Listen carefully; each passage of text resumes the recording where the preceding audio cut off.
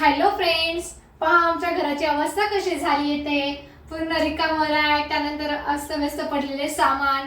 तुम्हाला माहितीये का, आम्ही शिफ्टिंग करणार आहोत आणि त्यानंतर आम्ही हे डब्बे ते सुद्धा गोण्यांमध्ये भरून ठेवले होते. तर चला आता तुम्हाला हॉल मधलं दाखवते. हॉल मधलं बघा, सोफा ते कसं पडलाय, इकडे स्टूल पडलाय.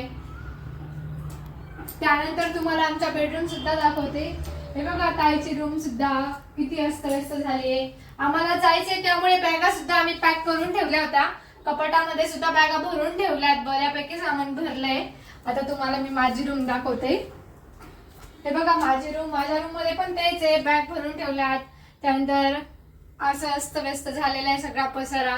आणि हा जो पसारा पडलाय तो फक्त ताईमुळे पडलाय, कारण की ताई अचानक मध्येच गावाला निघून गेल्यात मला सोडून. आणि तुम्हाला माहितीये गावाला गेल्या, त्यामुळे काहीच म्हणजे आवरणं पण झालं नाही, काही नाही.